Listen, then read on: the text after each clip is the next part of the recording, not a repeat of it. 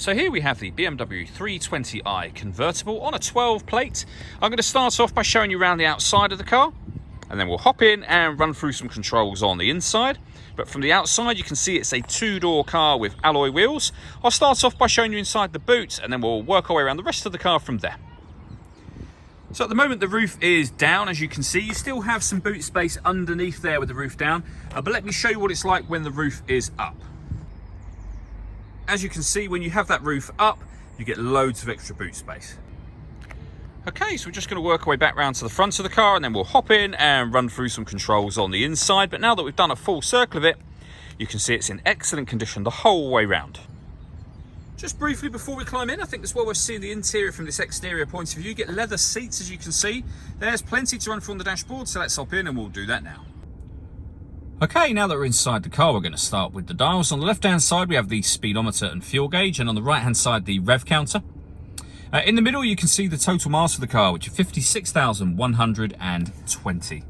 You can change the information that's displayed above that by pressing a button on the end of the indicator stalk for various bits of trip computer and car information.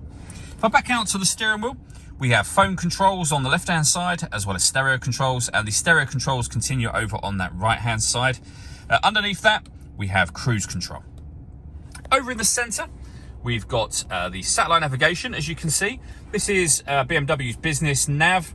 All of the movements that I'm making on the screen are all being done using the iDrive system, which is essentially this dial and the collection of buttons that surround it, but you can do virtually everything from off of here. So you can access your satellite navigation, which we were just on.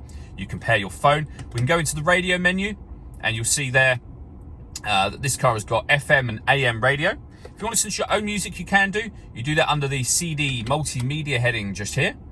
So as well as having a CD player, this car's also got USB input, Bluetooth audio, so you can stream your music wirelessly, and auxiliary input as well. Working our way down, we have the deadlocks for the car, so you can lock the car doors from the outside, our hazard warning lights, and you can turn the traction control on and off from there. We then have dual zone climate control. So you can adjust the passenger temperature, the driver temperature. You can increase and decrease the fan speed. You can determine what direction you'd like the air to be distributed in over this side. When you're happy with those settings, that button will turn the air conditioning on and off again, or hit auto, and the car will maintain the temperatures you've asked for by taking control of the direction of the air and the fan speed for you. Press auto again to put it back on whatever setting you had it on previously. This car's got a heated driver's seat with 3 different heat settings, and the same over on that passenger side as well. We then have the CD player and the volume for the stereo just there on the left-hand side. Below that, we have this button here. That will turn off the stop and start. This car is designed to cut out when it's stationary in traffic to save you fuel. That system is now off. We have some storage here and a cigar lighter / 12-volt charging socket should you wish to charge a phone, for example. We have a 6-speed manual gearbox, the controls that I mentioned just a moment ago, and then the controls for the roof, which I'll show you now. All that leaves me to say is thank you for taking the time to watch this video. If you'd like to come and see the car for yourself and have a test drive, please feel free to give us a call here at Mach 1 Cars. We'd love to hear from you soon.